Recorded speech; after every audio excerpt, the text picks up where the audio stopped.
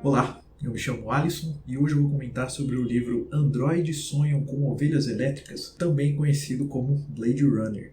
E logo de cara eu tenho que falar que a minha relação com Blade Runner ela foi um tanto diferente, né? A primeira coisa que eu consumi, né, sobre essa obra foi o filme mais recente, foi o Blade Runner 2049, que eu gostei demais do filme, né? E quando então a gente começou aqui com a ideia de fazer, né, criar um canal no YouTube para falar sobre livros, eu sabia então que eu queria, né, ler o livro. E aí então eu comprei o livro, li e depois eu assisti o filme original, né, o primeiro. Então, aqui nesse vídeo eu vou fazer alguns comentários, né, algumas das relações, eu vou relacionar, né, então, o livro, o primeiro filme e esse segundo filme aqui, o mais recente. E que, por sinal, existem algumas diferenças, né? O segundo filme, né, o Blade Runner 2049, ele praticamente não tem nenhuma relação, né, com o livro. O livro ele está muito mais relacionado com o primeiro filme. E esse segundo filme aqui, o 2049, ele bebe, né, da história ali que foi contada nesse primeiro filme. Mas o que eu quero dizer é que essa história, então, contada no filme mais recente, ela não existe nos livros, né? Não foi dada uma continuidade. E o primeiro filme, ele não é 100%, né, igual ali à história do livro, ele tem algumas adaptações. Então, o que eu quero dizer é que se você já viu o filme e você gostou, não ache, né, não deixe de ler o livro achando que você vai ver a mesma história, porque não é a mesma história. Tem muita coisa, né, que é igual, mas algumas coisas são diferentes. O que dá, né, a cada uma delas ali o seu próprio valor. Né? Tem até nesse livro aqui, tem algumas partes em que o autor, né, ele comenta sobre como foi complicado, sabe? Como houveram discussões e mais discussões sobre o roteiro, né, desse filme. Porque inicialmente eles tinham mudado tudo, né, para o cinema e ele foi contra, ele disse não, essa não é a história, né, não é o universo, não é o mundo que eu criei, mas mais para frente ali com o Ridley Scott eles conseguem chegar, né, em algum consenso e o autor, ele no livro, né, tem uma parte que consta isso, né, algumas entrevistas que ele tinha dado antes da morte dele, do Philip K. Dick, e dá pra ver como ele estava entusiasmado, sabe, com o filme. Porém, ele não teve a oportunidade de assistir. Ele faleceu antes do filme estrear. Então, acho que essa fica como uma história triste, né? Fica como um ponto triste daqui, como o autor ele não teve a oportunidade de ver, né, a obra dele chegando então no cinema. Bom, e agora sobre a história, né? Nós então acompanhamos o Deckard, né, que é um Blade Runner, né, então um caçador de androides, e o universo, né, o mundo dessa história é um mundo pós-apocalíptico praticamente, né, porque houve uma guerra, se não me engano, uma guerra nuclear T, né, uma guerra mundial T, em que destruiu boa parte do planeta e que o planeta está praticamente soterrado em areia. Diversos lugares têm altas taxas, né, de radioatividade, então você não pode simplesmente ficar transitando por aí, né? As pessoas têm que usar algumas vestimentas, né, específicas para se proteger ali dessa radiação e algumas pessoas já foram impactadas demais, sabe, por essa radiação. Existem bases, né, fora da Terra, então a maioria das pessoas, né, elas saíram da Terra, porém algumas delas permanecem aqui e essas que foram afetadas pela radiação, elas nem sequer podem ir, né, elas nem sequer podem sair então do planeta. Então logo de cara você vê uma divisão, né, entre a população ali, você tem as pessoas que tem a oportunidade de sair dali se quiserem, mas você também tem as pessoas que nem essa oportunidade têm. E isso a gente vê tanto no filme, no primeiro filme, como também no livro. E uma diferença aqui que eu já posso falar sobre o Deckard logo de cara, entre o livro e o filme, é que enquanto que lá no filme o Harrison Ford ele é um Blade Runner, né, ali um caçador de androides, muito reconhecido, né, renomado ali na área dele como um dos melhores, né, se não o melhor de todos. Aqui no livro ele é mais um cara, sabe? Na verdade ele recebe, né, essa missão aqui de caçar, né, alguns androides Nexus 6, que são uma versão mais avançada né, dos androides. E um grupo desses androides, né, acaba se rebelando e fugindo então de uma colônia onde eles estão ali trabalhando, né, em prol dos humanos, e eles acabam se rebelando e vindo então até a Terra. Né? E como androides são proibidos, eles então, os Blade Runners, né, eles têm que caçar esses androides. Porém, essa missão, inicialmente, para caçar todo esse grupo, né, e caçar um grupo que não são meramente robôs, né? Os Nexus 6, eles são o toque de linha, né, do tipo de androide que existe nesse momento. Então eles conseguem praticamente se passar por humanos, né? E essa missão, então, de caçar esses androides, já que eles são proibidos aqui na Terra, ela é passada, né, para um Blade Runner que acaba não podendo completar sua missão. E aí é nesse cenário, então, que essa missão cai para o Deckard. Então essa é a primeira diferença, né, que a gente já vê entre o filme e o livro.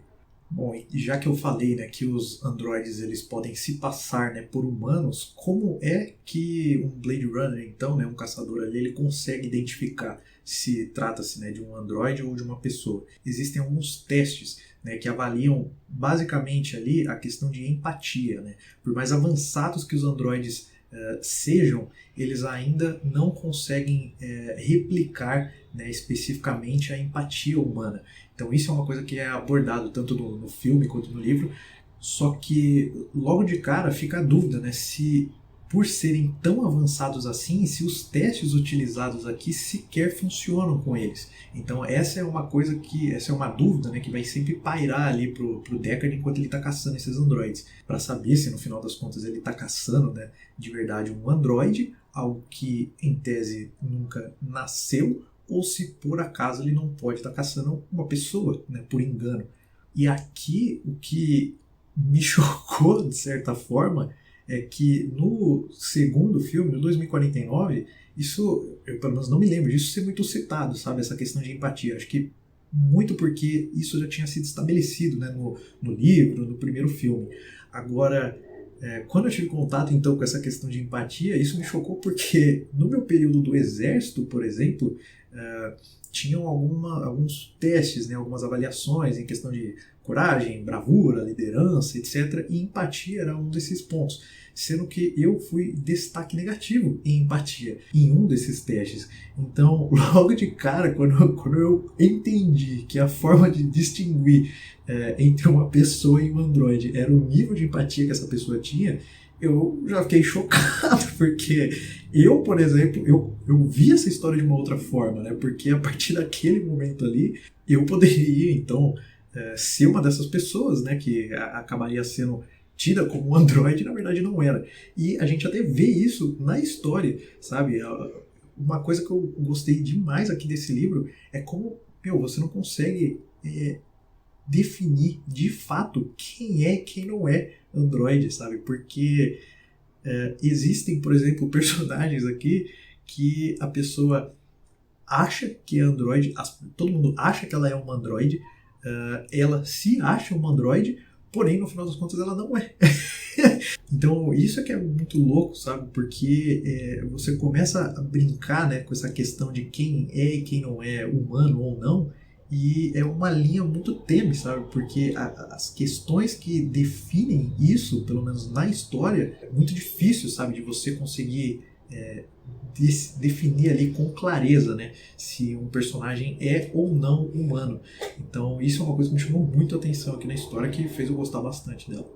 E até sobre isso, né, uma coisa que não tem no filme e tem apenas no livro é o mercerismo, que é uma espécie de religião ali que existe, né, nesse mundo aqui pós-apocalíptico.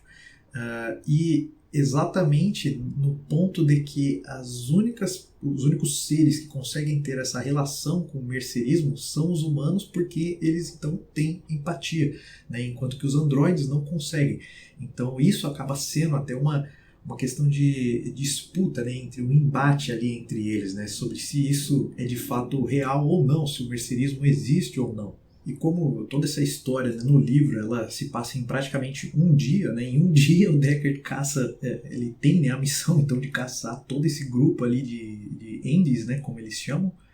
No filme eu não me lembro ao certo se tudo ocorre também em um dia, mas a gente vai acompanhando então esse conflito deles, sabe, porque com alguns androides, e aí principalmente no livro isso fica mais descrito em por que o Deckard está tendo esse tipo de reação, ele começa a desenvolver uma espécie de empatia pelos androides, por alguns androides.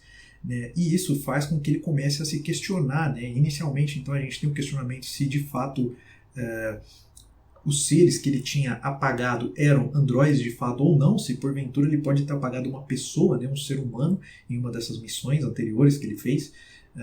Quando ele começa a questionar, né, a duvidar desses métodos que eles fazem para ver se esse ser, né, tem empatia ou não, para saber se ele é um androide ou um humano. E ele começa então a se questionar de por que ele vive assim, sabe? Por que ele trabalha com isso, por que ele faz isso. Tem até um momento no livro em que ele vai comentar sobre que eles criem, né, robôs, outros androides, para caçar esses androides aí fugitivos. Que no final das contas é o que acontece lá no Blade Runner 2049. O próprio K, que é o protagonista, né, do filme, interpretado pelo Ryan Gosling, ele é um replicante, né? Ele é uma nova versão em que tem até uma cena ele brigando, né, com outro replicante, que ele fala, né, você caça a sua própria espécie. E ele responde, né, dizendo que eu não caço a minha espécie porque a minha espécie não foge, né, eu só caço quem foge. Quem foge são os modelos ultrapassados, ou seja, você. E outros dois pontos que eu ainda quero comentar sobre isso, um é em relação ao próprio título, né, que eu tenho que dizer que eu sempre imaginei isso, eu sempre compreendi isso, no sentido de quando aquela velha história, né, de contar carneirinhos enquanto você dorme, etc. Então eu sempre interpretei dessa forma, né, que quando os robôs fossem dormir, eles ficariam sonhando com ovelhas elétricas, né. Porém, no livro, isso tem uma outra perspectiva, né, que é a questão de que após esse evento, né, apocalíptico ter ocorrido, a vida ela se transformou em algo muito importante, sabe? Tanto que os animais eles são raríssimos, sabe? Então é esperado de todo mundo que viva na Terra que consiga cuidar pelo menos de uma vida, sabe? E você vê esse tipo de diálogo diversas vezes, sabe, ao longo do livro. No filme, no primeiro filme, se não me engano, só ocorre uma vez ali em relação a uma coruja, porém no livro isso acontece várias vezes com vários animais. O próprio Deckard, para você ter noção, no livro ele tem uma ovelha elétrica que ele finge ser real só para que ele seja bem visto ali pelos seus vizinhos, né? Mas ele sonha com um animal real, né? Então também fica a questão de que como os androides estão tentando criar, né, tomar esse seu papel, esse seu posto, né, na sociedade, será que eles então, por serem diferentes, será que eles pensariam ainda em terem animais reais, ou se para eles o que faz mais sentido, já que está dentro da base deles, né, de quem eles são, terem ovelhas elétricas, sabe? Então aí que eu compreendi por esse outro ponto, né, se androides sonham com ovelhas elétricas no sentido de ter ovelhas elétricas, se eles não sonhariam com as mesmas coisas que nós sonhamos, porém à sua maneira, né? Bom, e o último ponto que eu quero comentar é em relação à vida, né? Uma coisa que é muito tratada diversas vezes no livro em relação ao que é de fato ter nascido, né? Enquanto que os androides eles são criados e os humanos eles conseguem nascer, o que torna um, né, menos real do que o outro, menos presente no mundo do que o outro. Sendo que as pessoas aqui no livro, como por exemplo a própria mulher, né, do Deckard, ela não parece viver tanto assim, sabe? Você tem até um aparelho, né, que consegue controlar as emoções que uma pessoa vai sentir. Então a pessoa não está animada, a pessoa não está entusiasmada, ela escolhe isso e programa isso, sabe, em uma ferramenta, né, em um produto ali. Então você vê que algumas pessoas nessa realidade elas nem sequer estão vivendo, e aí você começa a ter esse embate, né, do que de fato é estar vivo. Isso é ser vivo, é ter as suas emoções controladas então por uma máquina, né, ou a máquina que busca entender, que busca experimentar esse tipo de sensação, né. A gente pode ver que talvez a máquina esteja mais viva, porque ela está pelo menos tentando correr atrás disso, né, do que alguns humanos da história. E aí sobre isso eu até separei uma parte aqui. Pensando bem, qual é a sensação de nascer? Nós não nascemos, não crescemos. Em vez de morrer de doença ou de velhice, desgastamos com o uso, como formigas. Formigas, de novo, é o que somos. Não você, máquinas quitinosas com reflexos que não estão vivas de verdade. Bom, e com isso eu posso te garantir que tem muito mais coisa para você ver, tanto no livro quanto nos filmes. Eu vou parando por aqui. Se você gostou do vídeo, eu vou pedir para você deixar o seu like, compartilhar com alguém que possa gostar aqui desse tipo de conteúdo, porque isso ajuda demais a gente aqui no YouTube. Eu vou ficando por aqui e a gente se vê então no próximo vídeo do canal. Até lá!